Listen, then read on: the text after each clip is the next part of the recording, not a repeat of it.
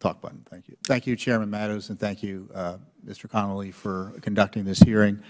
Judicial Watch is a conservative, nonpartisan educational foundation dedicated to promoting transparency, accountability, and integrity in government politics and the law. Without a doubt, we're the most active Freedom of Information Act requester and litigator in the nation today. And it's no secret that Judicial Watch has had concerns over the years about the Clintons' ethics and respect for the rule of law. So it was with some skepticism we greeted promises by Hillary Clinton in 2008 and 2009 to conduct herself accordingly or appropriately with respect to the foundation as a condition of her being approved as Secretary of State with some skepticism. At the time, even CNN reported that Bill Clinton's complicated business interests could present future conflicts of interest that result in unneeded headaches for the incoming Commander-in-Chief. And to reassure President Obama and senators from both parties, Mrs. Clinton agreed to not participate personally and substantially in any particular matter involving specific parties in which the William Clinton Foundation is a party or represents a party. And additionally, the Clintons promised that the President's speeches and business activities would undergo a State Department ethics review, and that the Clinton Foundation would disclose its donors online and agree to significant restrictions on support from foreign governments, neither of which, to be fair, it wasn't required by law, but was contingent on her being confirmed by the Senate. We obviously had zero confidence that these promises would be kept, and we began monitoring the ethics process and filed a Freedom of Information Act request in 2011 to see how that ethics process was being implemented. We were ignored for 2 years by the administration. We sued in 2013 and found something which wasn't terribly surprising to us, but still shocking, that former President Clinton gave 215 speeches and earned $48 million while his wife presided over U.S. foreign policy. Not one of those speeches was deemed a conflict of interest. That also included a consultancy with the controversial Clinton Foundation advisor Doug Band, who ran something called the Teneo Group. That consultancy ended after Teneo was caught up in a failed investment firm known as MF Global.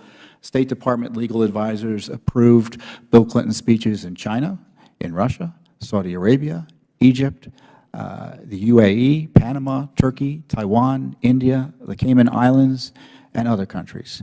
The speeches, the approvals were routinely copied to Cheryl Mills, Hillary Clinton's senior counsel and chief of staff, who had been a foundation official, had negotiated the ethics agreement, which raised, again, conflicts of interest issues as to why she was involved in this process at all.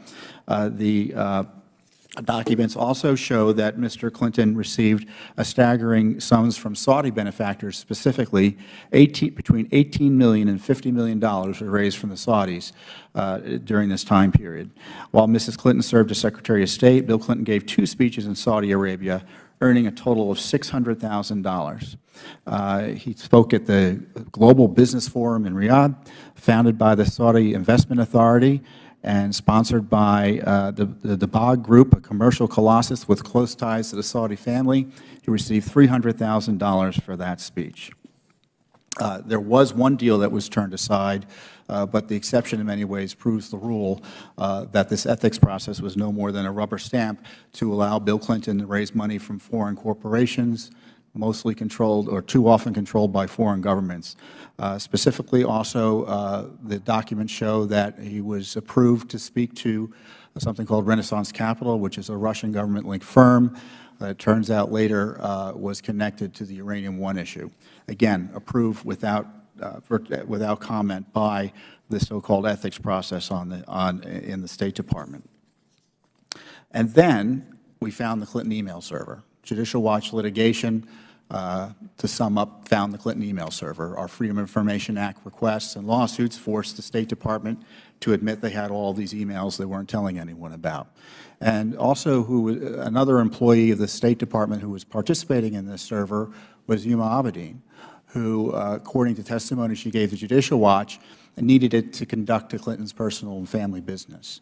And to be sure, documents that we uncovered later as a result of uncovering the Clinton email server, show the Clinton Foundation was in regular contact with Abedin and others in the State Department to get special favors and treatment for supporters and allies of the foundation. Specifically, for instance, Gilbert Shigori, who was asked to be put in touch with the State Department substance person on Lebanon. This was by Doug Ban, the Clinton Foundation official.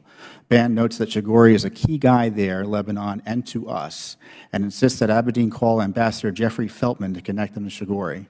Shigori is a close friend of President Clinton, a top donor to the foundation. He appears near the top of the foundation's donors list, gave between $1 and $5 million to the foundation and pledged $1 billion to the Clinton Global Initiative. I don't know if he actually spent the money. He was convicted in 2000 in Switzerland on money laundering. So you can see that the Clinton Foundation, the Clinton State Department almost immediately broke promises to President Obama and the Senate to maintain a wall of separation between the foundation and the state. We have numerous instances, it's detailed in my written testimony, of pay-to-play and favoritism for Clinton Foundation supporters with the Clinton State Department. It's so bad that the Crown Prince of Bahrain couldn't get a meeting directly with Mrs. Clinton through the State Department, so he went through the Clinton Foundation to try to get the meeting. Many have noted that it was hard to tell where the Clinton State Department ended and where the Clinton Foundation began, and this was in response to these disclosures, again, not of insider documents, but government documents that have been hidden from the American people. Then there's the Uranium One controversy, and specifically, it was a controversial 2010 Uranium One deal. There were monies that were funneled into the Clinton Foundation by Uranium One interests, specifically Mr. Frank Giestra, and these monies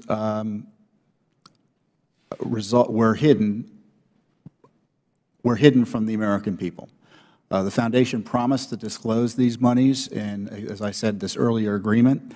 $31.3 million was given to, for instance, the Foundation beginning in January 2008, or around the year 2008.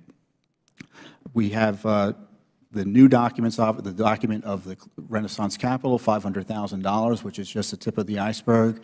And since then, both the New York Times has reported that Uranium One's chairman used his family's foundation to make 4 donations totaling $2.35 million to the Clinton operation. And of course, as I said, none of this was disclosed. And shortly after the Russians announced their intention to acquire the stake in Uranium One, Mr. Clinton received that $500,000 speaking fee from the Renaissance Capital organization. So we're asking for documents for Uranium One. We're getting the proverbial hand to the face from the administration on this. It's unfortunate that even the Trump administration doesn't want to divulge the full truth about this. But there is enough evidence to warrant serious investigations of the Clinton Foundation. And there is evidence that, in addition to this, that the Clinton Foundation investigations that may have been taking place during the Obama administration were suppressed by the Justice Department. So frankly, it's no surprise the Justice Department isn't here today. So I look forward to your questions. Thank you, Mr. Fitton. Mr. Hackney, you're recognized.